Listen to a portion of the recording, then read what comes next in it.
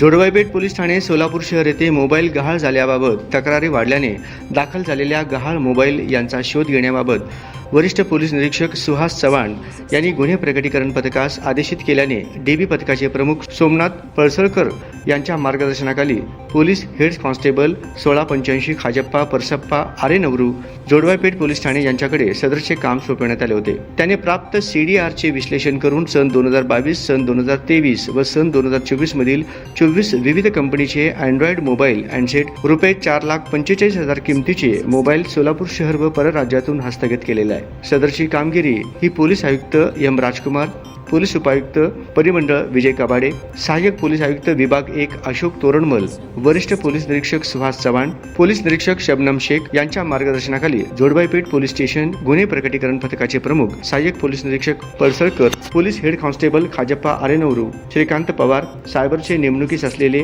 Police head constable Prakash Gaikwad यांनी पार पाडले आहे। जोडवावी पोलीस स्टेशनच्या हद्दीमधील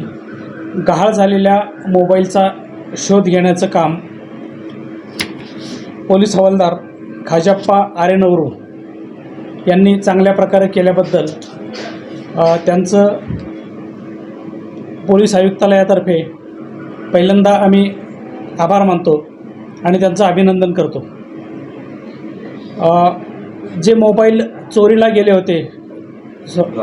गहाळ झालेले होते,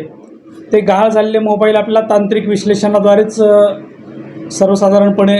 ते सापडतात आणि याच्या कामी CDRचं विश्लेषण करून 2022, 23 आणि 24 मधले जवळपास 24 अँड्रॉइड मोबाईल्स आपण 4.5 लाखाचे ताब्यात घेतलेले आहेत आणि सदरचे मोबाईल आपण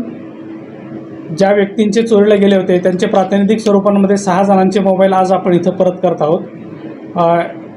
वरिष्ठ पोलीस निरीक्षक श्री चव्हाण साहेब, शबनम शेख मॅडम पोलीस निरीक्षक गुन्हे, तपास पथकाचे अधिकारी श्री सोमनाथ पळसळकर आणि आत्ताच सांगितल्याप्रमाणे पोलीस कॉन्स्टेबल श्री आरेनवरू यांचं यामध्ये चांगल्या प्रकारे काम केल्याबद्दल त्यांचंही मी अभिनंदन करतो।